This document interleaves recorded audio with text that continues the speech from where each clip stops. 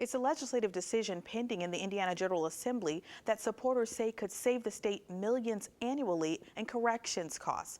It's a bill that has died twice after authorization in 2 General Assembly sessions, but one state senator from East Chicago says it's time to end the life of the death penalty statute in Indiana. He's hoping a third try at changing the law will also change minds. Bless you. Bless your heart. Before you begin conversation, it's there, a constant comment.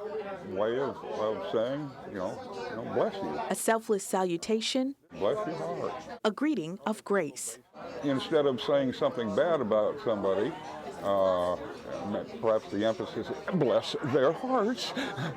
65-year-old George White of Hobart says the hospitable phrase repeatedly. Perhaps he picked it up while serving as a Sunday school teacher back in Enterprise, Alabama in 1985. It is a Southern expression, obviously. But when I meet him at Grand Park Cafe in Maryville, I share my coffee with a man convicted, then exonerated of murder. My wife, Charlene, was murdered.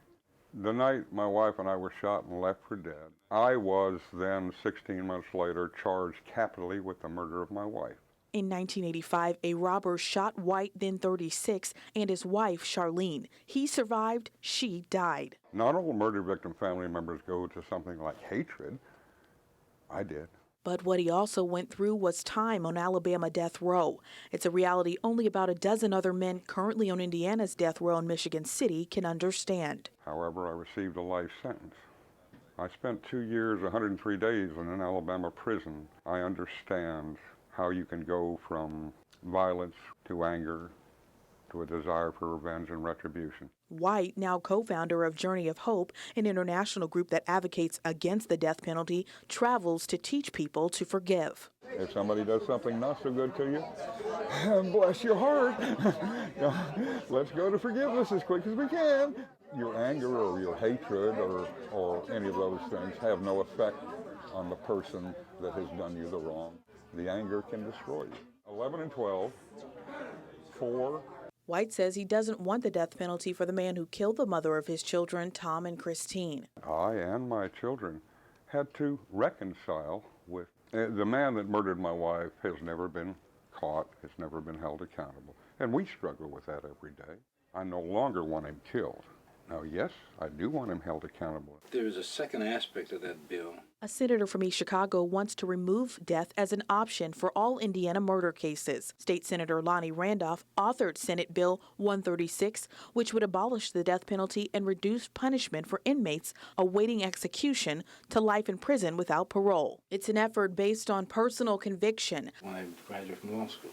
After spending years as a public defender. There was a death penalty I was involved with. I was involved with one where I was defense attorney for the individual that got the death penalty.